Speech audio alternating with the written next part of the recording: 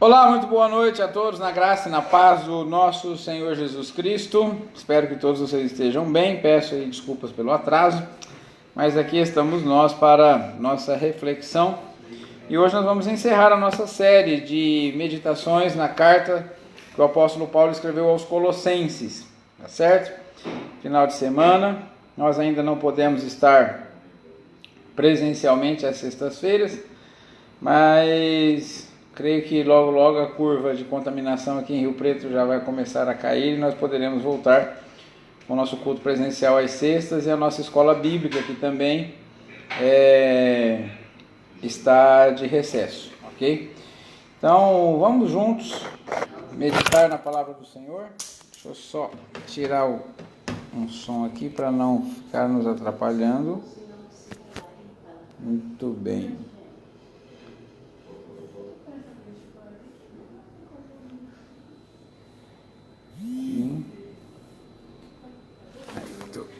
Deixa eu ajeitar aqui. Pessoal chegando. Aqui, muito bem. Vou cortar o som da outra máquina aqui também, porque a gente não tem interrupções. Muito bem. Vamos fazer uma oração para iniciarmos nossa reflexão em nome do Senhor Jesus. Senhor, muito obrigado por estarmos na Tua presença, pela Tua graça, pela Tua misericórdia, pelo Teu amor. Obrigado pela semana que se encerra. Obrigado pelo cuidado que o Senhor tem tido conosco. Nós temos desfrutado do cuidado, da bênção do Senhor. Estamos com saúde, nós Te louvamos por tudo que o Senhor tem feito, Pai. Nos solidarizamos com aqueles que estão enfermos, de qualquer enfermidade que seja.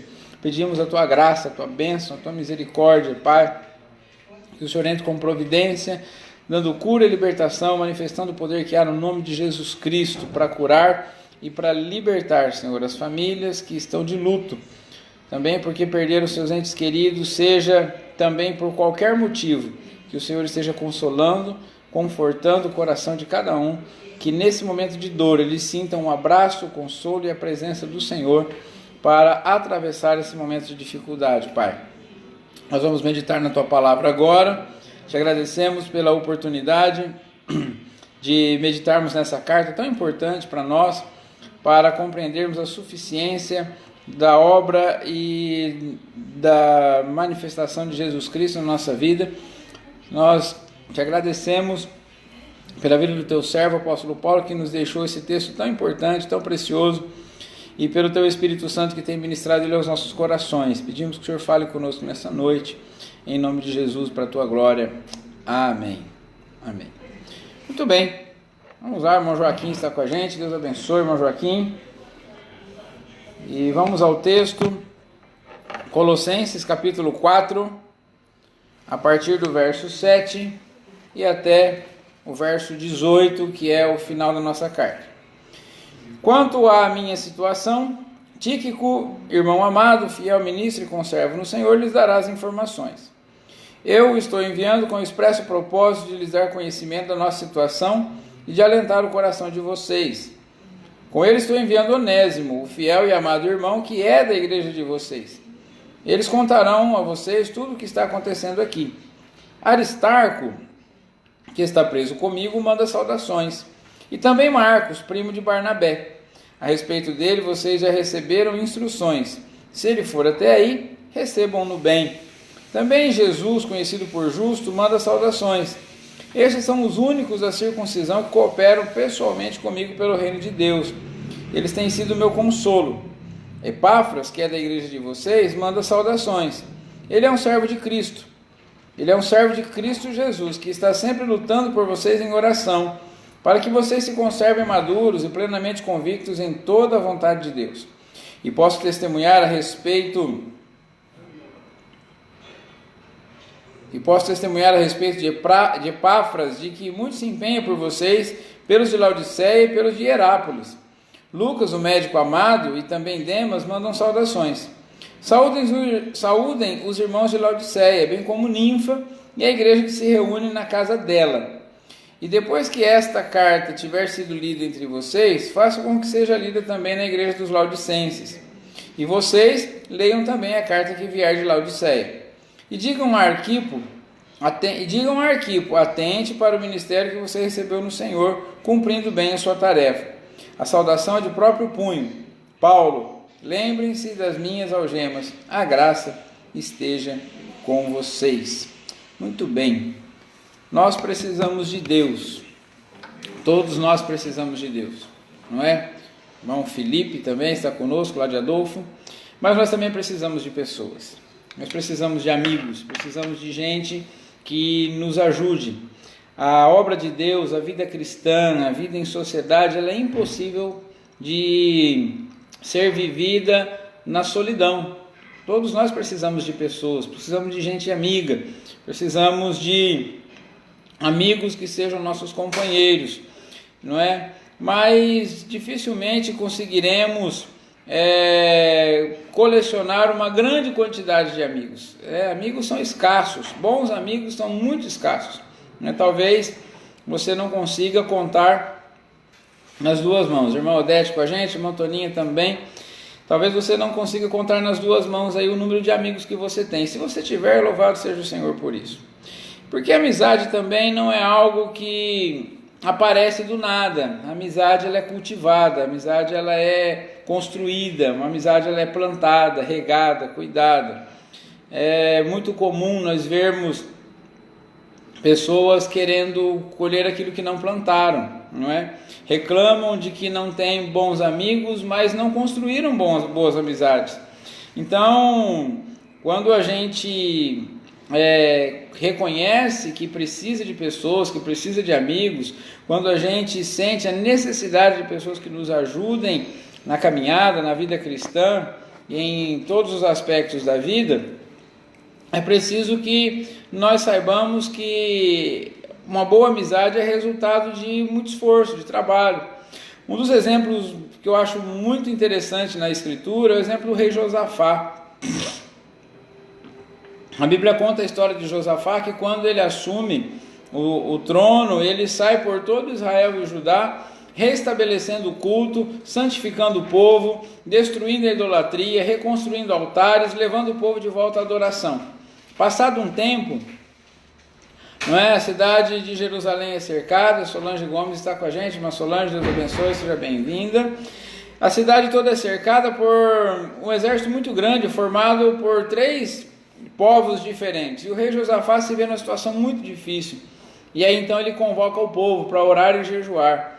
E a Bíblia diz que o povo se reúne como um só homem em Jerusalém para que eles pudessem orar juntos para obter o socorro do Senhor. E aquele povo entra em jejum e oração. Deus levanta um profeta, manda uma mensagem que a vitória está chegando. Eles juntos começam a louvar o Senhor e o Senhor dá a vitória na batalha. Ou seja, Josafá construiu pontes, construiu amizades, estabeleceu contatos, e quando ele precisou do povo, o povo estava lá. E assim deve ser conosco. Não é claro que nem sempre nós vamos estabelecer contato com pessoas que no momento da necessidade elas estarão conosco, mas há muita possibilidade de construirmos amigos e amizades que possam nos ajudar. E não é diferente, ou não foi diferente no ministério e na vida do apóstolo Paulo. Nos escritos do apóstolo Paulo, nós encontramos citações a respeito de muitas pessoas que assistiram ele, que ajudaram, que deram assistência e suporte no seu ministério e no seu sofrimento. Encontramos na Bíblia, nos escritos do apóstolo Paulo, o nome de mais de 100 cristãos. Paulo cita mais de 100 pessoas, umas por nome e outras não, que são relacionadas só no livro de Atos e também nas suas outras epístolas. Em Romanos 16, Paulo fala o nome exato de 26 pessoas e da preocupação que ele tinha por seus amigos. Então o apóstolo Paulo, ele foi um homem brilhante, uma mente peregrina, um homem cheio do poder de Deus, um homem através do qual Deus fez grandes coisas, grandes milagres, mas foi um homem que não trabalhou sozinho. Paulo precisou de gente para ajudar. Paulo precisou de pessoas para dar suporte a ele. E ele cita essas pessoas em todos os textos das suas cartas e no livro de Atos e em Romanos 16, principalmente, são lugares que ele cita muitos nomes. Então, baseado agora nesse texto que nós acabamos de ler, Paulo está falando a respeito disso, a respeito de amigos, a respeito de amizades. Ele já tinha falado a respeito do perigo das falsas doutrinas. Paulo tinha falado da suficiência de Cristo para que nós vivamos o Evangelho, da cristocentricidade do Evangelho para nós, da preocupação que nós devemos ter, da nossa maneira de viver, da necessidade de nos despojarmos da vida velha, do pecado e nos revestirmos do novo homem. E agora, no final da sua carta, não é, ele traz aqui para nós um relato de quem eram as pessoas que estavam fazendo com que o Evangelho pudesse avançar, mesmo em tempo em que ele estava passando por sofrimento, tribulação, e estava naquela prisão em Roma. Paulo, então, ele nos traz algumas lições de que tipo de amigo nós devemos ser e de que tipo de amigo nós devemos procurar ter. E aí nós temos alguns exemplos. Primeiro, Paulo fala dos seus compatriotas, dos judeus, não é? Nos versos 7 e 8, Paulo fala de Tíquico. Quem foi Tíquico? Portador da carta, um consolador, um homem que estava à disposição da igreja de Cristo para levar consolação, para levar mensagens boas, para levar notícias verdadeiras. Então Tíquico era um bom amigo. Por que ele era um bom amigo? Porque ele se preocupava em consolar. A igreja estava passando por dificuldade, não sabia como o apóstolo Paulo estava, então ele abriu mão do conforto, abriu mão da sua própria vida, das suas coisas, para consolar a igreja, para ser portador de mensagens e também para levar notícias verdadeiras a respeito do apóstolo Paulo. Como é bom ter amigos igual Tíquico, como é bom se nós fôssemos amigos iguais a esse homem, não é? Que não espalham mentiras, que não espalham mensagens inverídicas, que ao invés de levar mensagem de tragédia, mas leva mensagem de consolo, está sempre pronto a consolar e sempre pronto a servir de mensageiro, ser um portador da palavra, da mensagem de Deus para a igreja do Senhor Jesus. No versículo 9, ainda entre seus compatriotas, Paulo fala de Onésimo. Quem foi Onésimo? Onésimo era um escravo de Filemon, que ao fugir do seu senhor, lá em Colossos, ele vai a Roma, e lá em Roma ele se encontra com o apóstolo Paulo, se converte e se torna um auxiliador do apóstolo, ele vira um ajudante de Paulo. Quando você lê a carta a Filemon, Paulo está pesaroso de ter que dispensá-lo do serviço que ele estava prestando a Paulo na prisão, para que ele voltasse ao seu senhor Filemon para se consertar com ele. Então Paulo escreve a Filemon dizendo: olha, estou enviando de volta o Onésimo, que era teu escravo, que fugiu da sua casa, mas agora ele se converteu, então você receba ele como um irmão, porque aqui ele tem sido muito importante. Eu nem gostaria de dispensá-lo, mas é importante que ele volte, que ele se conserte com você, mas receba ele como um irmão agora e não mais como um escravo, não é? E Paulo se torna fiador de Onésimo e fala assim: se ele não tiver condições de arcar com o prejuízo que ele te deu, ou se você não puder perdoá-lo, coloque na minha conta. Então Onésimo, auxiliador fiel. Como é bom para nós procurarmos ser auxiliadores fiéis e buscarmos ter ao nosso lado pessoas também que nos auxiliam com fidelidade.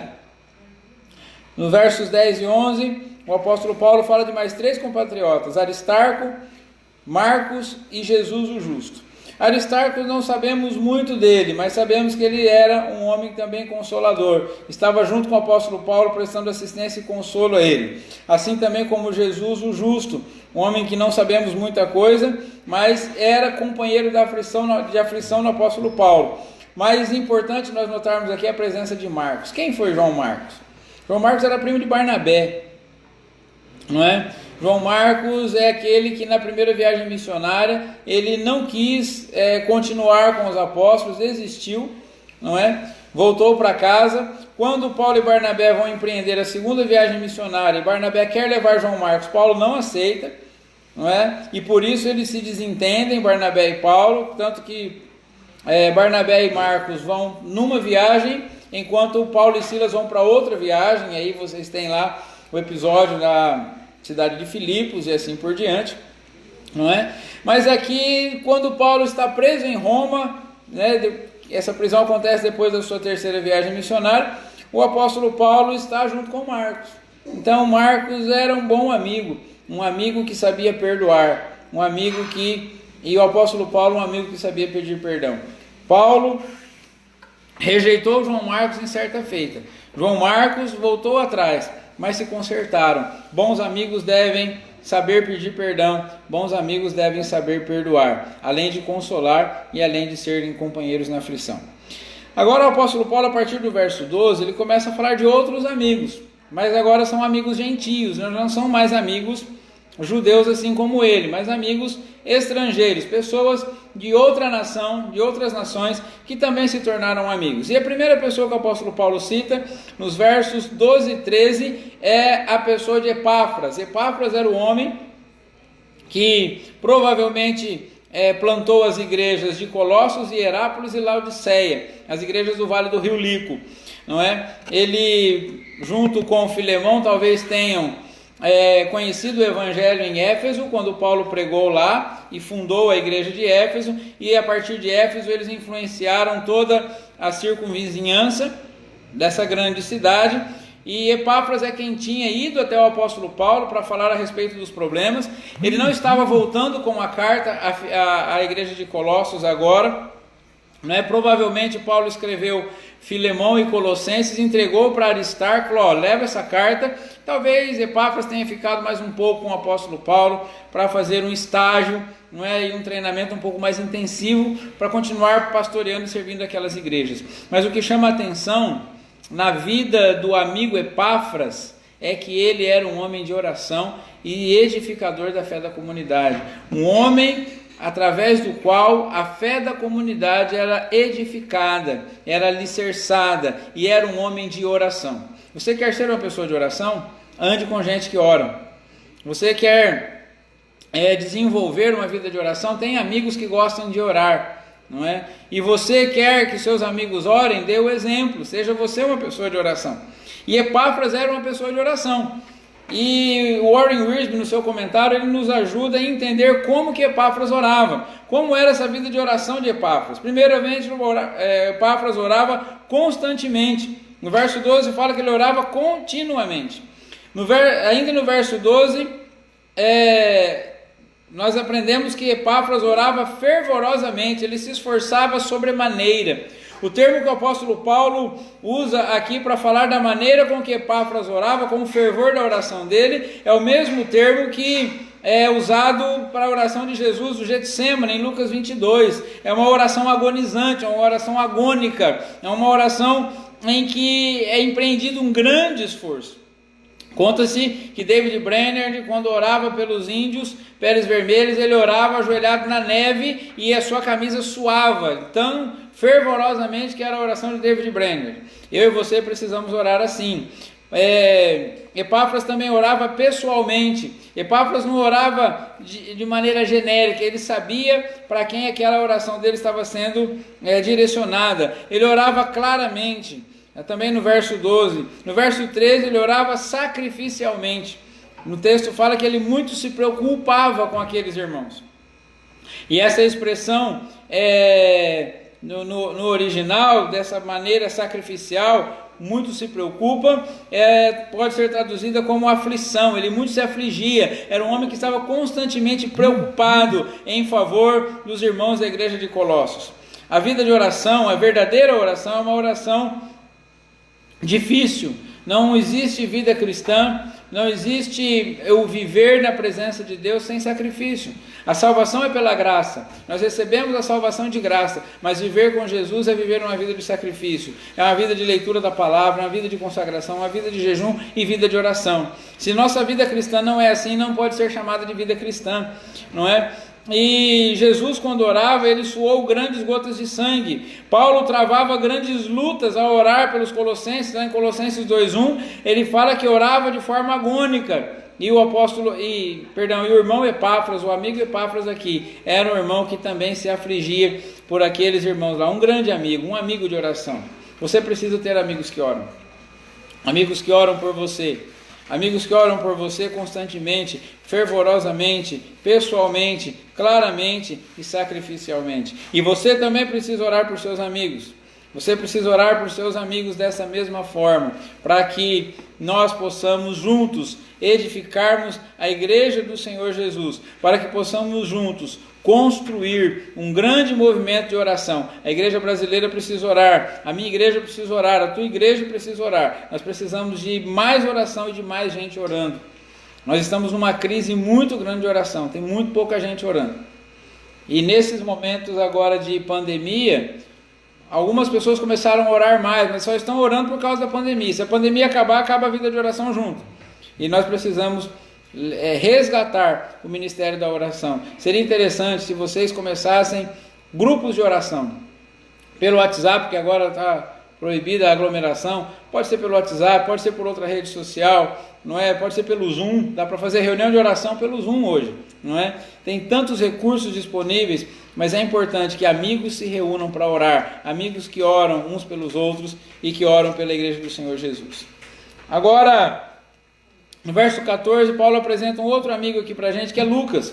Lucas, o médico amado, um homem que colocou o seu talento como médico para promover o bem-estar e a saúde do apóstolo Paulo e da igreja do Senhor Jesus. Além de ser um grande escritor, Lucas escreveu o Evangelho de Lucas e também o livro de Atos dos Apóstolos, não é? Um homem extraordinário, grego, que colocou o seu talento para promover o bem-estar e a saúde das pessoas. Que bom ser um amigo que promove o bem-estar e a saúde das pessoas. Que bom ter amigos que também têm esse mesmo interesse. Agora, na parte B do versículo 14, Paulo usa um exemplo negativo de amigo. Um amigo que eu não devo ser, um amigo que você também não deve ser, e um amigo que nós precisamos tomar cuidado com eles. É o caso de Demas.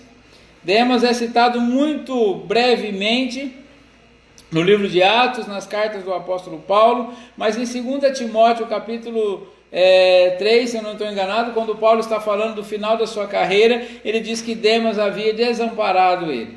Na segunda prisão de Paulo, Demas desistiu, ele abandonou, ele se encantou com o mundo, desistiu da carreira cristã, amou o presente século e abandonou o apóstolo Paulo. É um exemplo negativo, amigos que não perseveram, amigos que não permanecem, amigos que desistem da caminhada, não é? Nós não devemos ser assim, nós não devemos desistir das nossas amizades, dos nossos bons amigos. Nós devemos procurar também amigos que perseverem, não é? Devemos procurar andar com pessoas que tenham o desejo de perseverar no Evangelho, perseverar na fé, pessoas que não estão na fé apenas por conveniência, mas porque amam a Jesus de verdade. Precisamos aprender a andar com pessoas assim, e precisamos também influenciar pessoas para que sejam assim, e nós também não devemos desistir. Nos versos 15 e 16, o apóstolo Paulo fala de um grupo de amigos agora, não é mais uma pessoa específica, mas é um grupo de amigos, que é Ninfa e os Laodicenses. Pessoal lá da cidade de Laodiceia, uma outra igreja, citada aqui pelo apóstolo Paulo. E esses irmãos, eles eram hospitaleiros e compartilhadores da palavra. Ninfa abriu a porta da sua casa, assim como Filemão, assim como Crispo, o principal da sinagoga lá em Éfeso, assim como tantas outras pessoas abriram as portas das suas casas para receber a igreja do Senhor. Não é? Nós sabemos que antes do ano 300, não se construíam templos cristãos, não é? Eram muito raros os movimentos que já possuíam templos cristãos nessa época. A maioria dos templos foram construídos a partir do ano 300 da era cristã. E era comum que as igrejas se reunissem nas casas, não é? Cada casa era uma igreja. E que bom quando nós abrimos a porta da nossa casa para que ela se torne uma igreja, um lugar da pregação da palavra, onde amigos podem ser recebidos para conhecer Jesus, para conhecer o Evangelho. Que bom se a sua casa puder ser assim, ou que bom se você tiver uma casa onde você pode ir para ouvir o Evangelho, para ouvir a palavra de Deus. Os laodicenses eram abertos, eles queriam crescer espiritualmente e eles abriam a porta das suas casas para receber o Evangelho. Que bom ter amigos assim, que compartilham a palavra de Deus. Que bom ter amigos assim, que estão de portas abertas para receber a pregação do Evangelho. Agora no verso 17, Paulo fala de Arquipo. Arquipo, ao que os historiadores acreditam, talvez fosse filho de Filemão e pastor da igreja de Colossos, não é? Que se reunia na casa de Filemão. E Arquipo era um homem que estava cumprindo o seu ministério, mas ele recebe um alerta do apóstolo Paulo, não é? E o apóstolo Paulo faz um alerta a ele que ele permanecesse firme e fiel no ministério que lhe fora confiado. Então eu aprendo com Arquipo que eu e você precisamos ser amigos que aceitem correções. Por que Paulo manda uma mensagem assim para Arquipo? Porque sabia que Arquipo tinha um coração aberto para receber conselhos. Como é difícil tratar com gente que não quer ser aconselhada. Como é difícil tratar com pessoas que não querem ouvir ninguém, não é?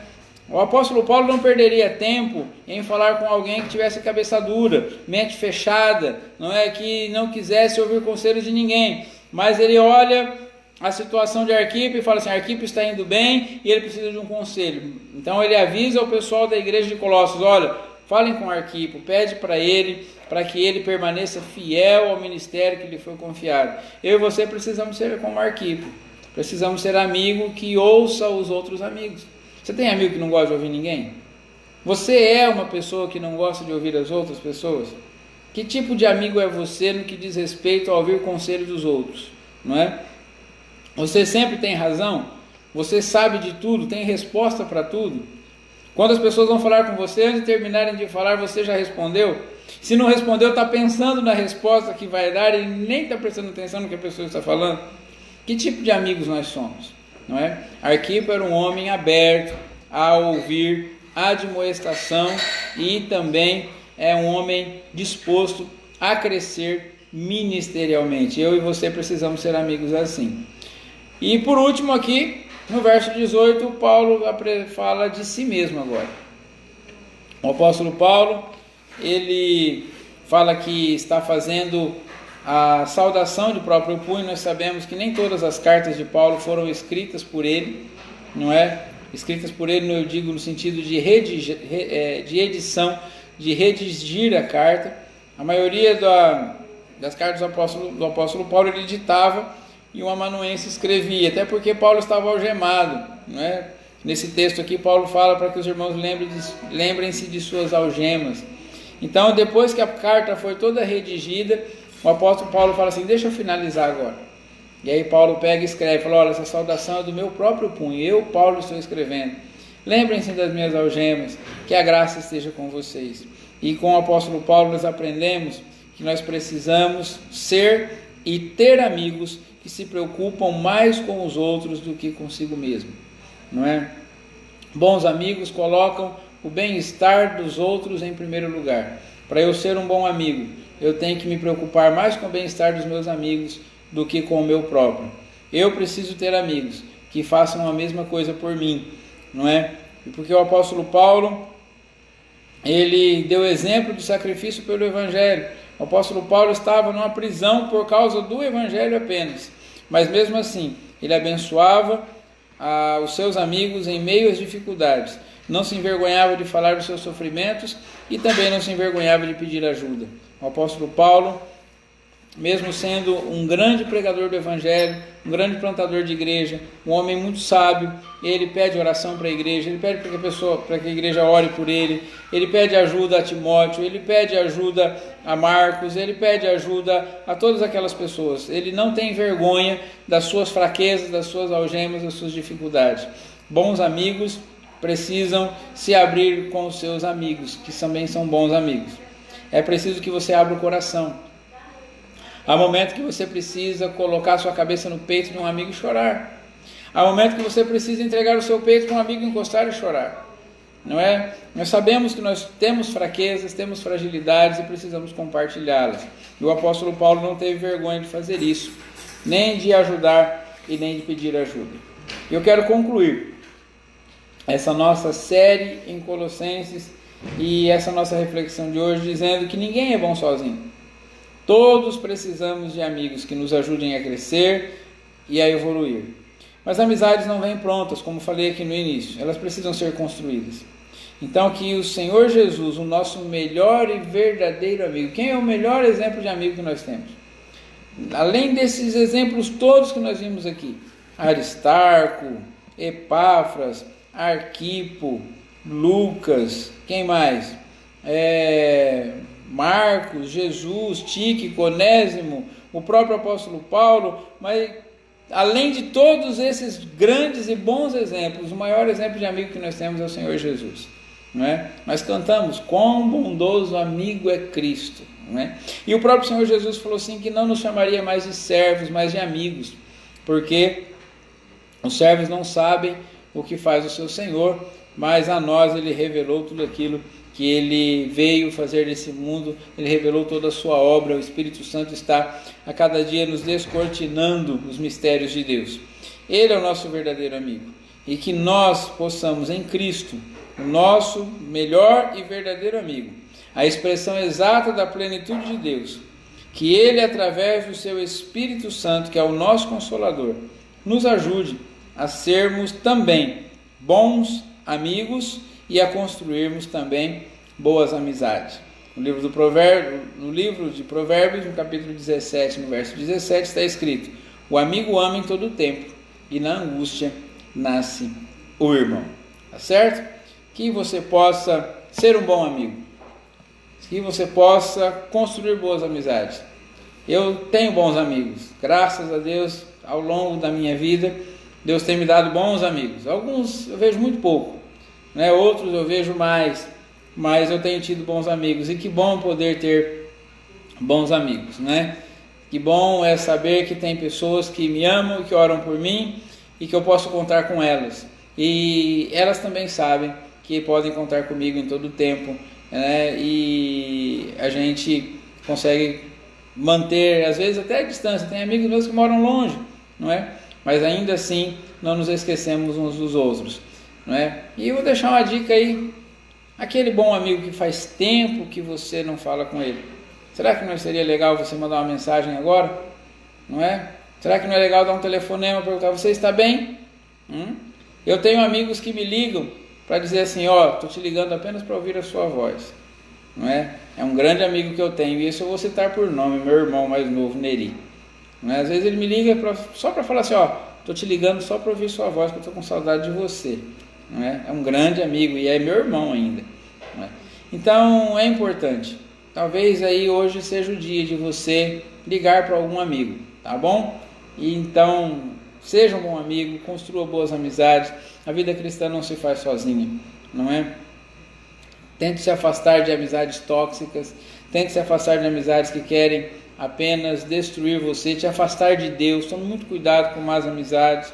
A Bíblia já diz que as más conversações corrompem os bons costumes. Então, cultive boas amizades, ande com gente que te aproxime de Deus, não é? E seja uma pessoa que aproxime outras pessoas de Deus também. Um grande abraço a vocês e que Deus os abençoe. Eu quero orar antes de encerrarmos. Senhor, obrigado pela Tua palavra, Pai. O Senhor é o nosso bom, verdadeiro e melhor amigo. E através do Teu Espírito Santo habita em nós, anda conosco, nos conhece, nos ajuda e nos consola. Que nós possamos a cada dia, baseados no exemplo do Senhor e nesses exemplos todos que vimos na Tua palavra nessa noite, construirmos boas amizades, bons relacionamentos, sermos bons amigos e construirmos e adquirirmos também bons amigos, Pai. Que nós saibamos andar em comunidade, em amor, em unidade, para a glória do Teu nome, em nome de Jesus. Amém.